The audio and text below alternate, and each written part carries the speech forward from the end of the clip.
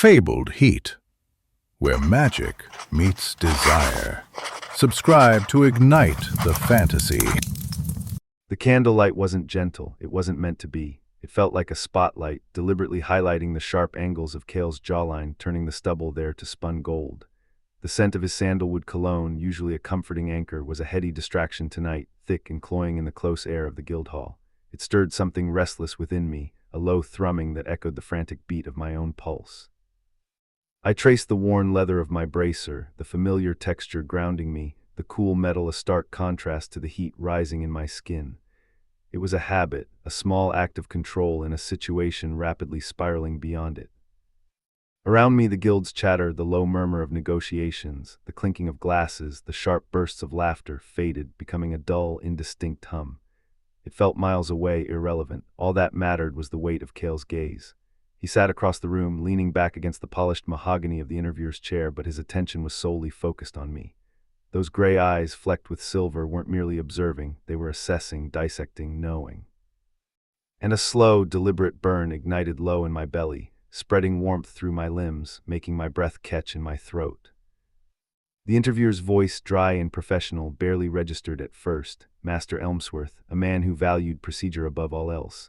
Lyra, your methods are unorthodox. The guild prefers a more measured approach to relic retrieval. Tell us about the spire. I allowed a small smile to curve my lips, a practiced gesture of nonchalance. It felt brittle, fragile, barely concealing the tremor beneath.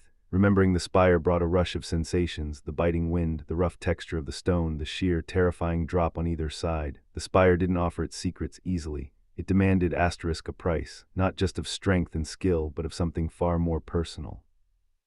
The spire doesn't offer its secrets easily, I murmured, my voice surprisingly steady.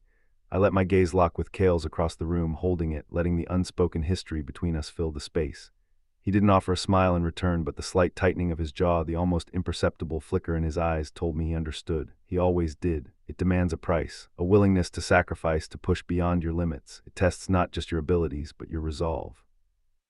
The journey had been brutal, a relentless test of endurance. Weeks spent scaling treacherous cliffs, navigating labyrinthine tunnels, deciphering ancient riddles. Each challenge chipped away at our defenses, forcing us to rely on each other, to trust implicitly. But it hadn't been the challenge itself that drew me, not entirely. It was Kael, his strength, not just physical, but the quiet, unwavering strength of his character. His intensity, the way he focused on a task with a single-minded determination that bordered on obsession. And the way his hand instinctively found the small of my back when the path grew treacherous, a silent reassurance, a grounding presence in the face of overwhelming danger. That touch, it had been a lifeline. I remembered one particularly harrowing climb, the wind whipping my hair across my face, stinging my eyes. The rock face was slick with ice, and one wrong move meant certain death. I'd been frozen, paralyzed by fear, unable to take another step. Kael had been behind me, his breath warm against my ear. "Focus, Lyra," he'd murmured, his voice a low rumble. "One handhold at a time, I've got you." And I had trusted him implicitly, completely. I'd reach for the next hold, and then the next, guided by his presence, fueled by his unwavering belief in me. "And what did you find at the summit, Lyra?" Master Elmsworth pressed, his voice cutting through my reverie. He tapped a quill against a stack of parchment, his expression impassive. "The artifact is secured, of course, but the guild is interested in the experience, the nature of the power you encountered." I inhaled slowly, deliberately, trying to regain control of my racing thoughts. The memory of Kael's lips on mine, tasting of rain and desperation, flooded my senses, almost overwhelming me.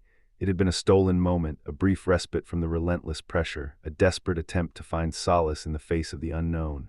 We hadn't planned it, it had simply happened.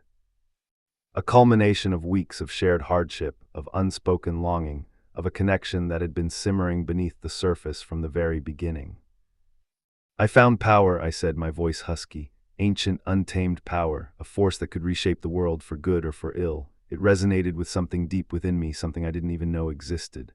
I paused, searching for the right words, knowing that any attempt to fully explain it would fall short. It wasn't a clean power, Master Elmsworth. It was raw, chaotic, demanding. It required a conduit. I let my gaze drift back to Kael, and he met my eyes, his expression unreadable. He knew what I meant. He had felt it too.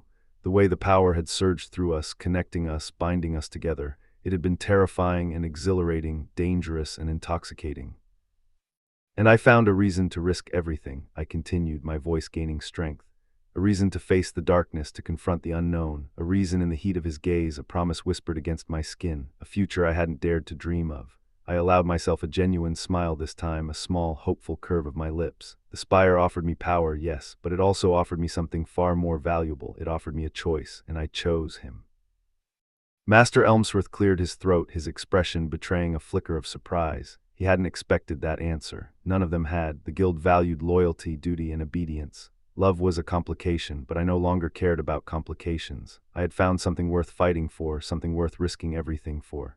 And I knew, with a certainty that resonated deep within my soul, that Kael felt the same way. The spire had tested us, broken us, and ultimately forged us into something stronger, something unbreakable. And our journey, I suspected, was far from over.